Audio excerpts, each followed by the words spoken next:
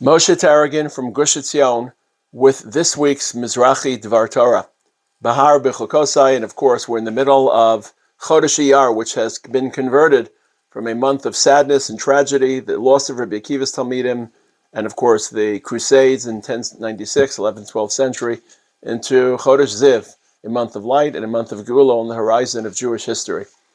And we ask ourselves during these days that we celebrate Yom Ha'atzmaut, Yom Yerushalayim, how do we know? How do we know this is Yad Hashem and not just some historical hiccup? And the real answer to that question is we really don't know. And that's the nature of Geula. It's a leap of faith. It's a inner imaginative leap into a space of Jewish history, listening to the song of Jews throughout the centuries without empirical proof. And Hashem wants it that way so that we don't become too escapist and too intoxicated with messianic promises to face current struggles.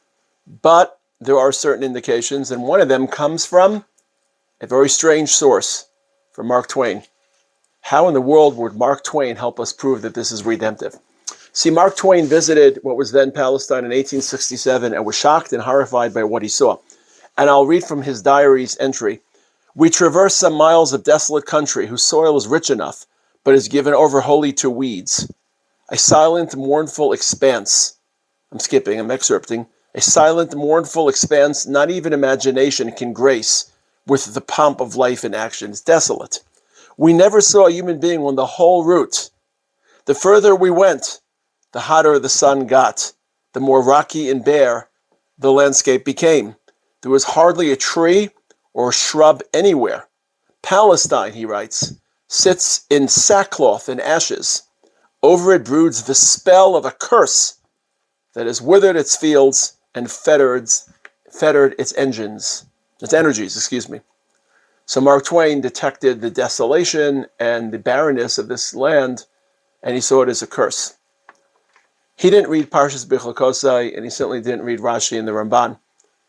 Torah writes, Parshas Bechukotai, "V'shamamu ala oivaychem," the land will become desolate even for your enemies. Throughout the last 2,000 years, the greatest empires have tried to colonize this land, to till its agricultural fertility and its potential, to establish long-term empires. The land would not give itself because the land was waiting for its children to return. Eim habanim smecha. It remained, as Mark Twain saw it, desolate, barren, untilled. He saw it as a curse. Rashi and the Ramban in Parshas Bechukotai inform us it's really a bracha that the land was waiting for her children. We came back about 150 years ago, and all of a sudden, brown turned to green. Shrubs turned to forests. Swamps turned to farms.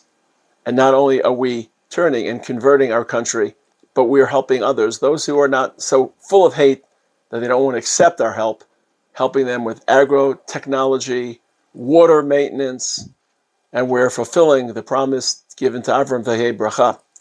So if you're looking for one of the signs that this is real, read Mark Twain and then read Parshas Bechukotai. V'shamamu ala oivechem.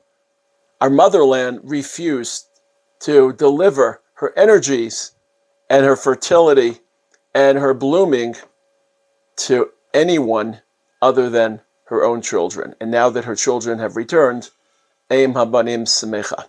Hodel Hashem kitov. Kili alam chazdo, that we now see the bracha, not just in its potential, but it is materializing.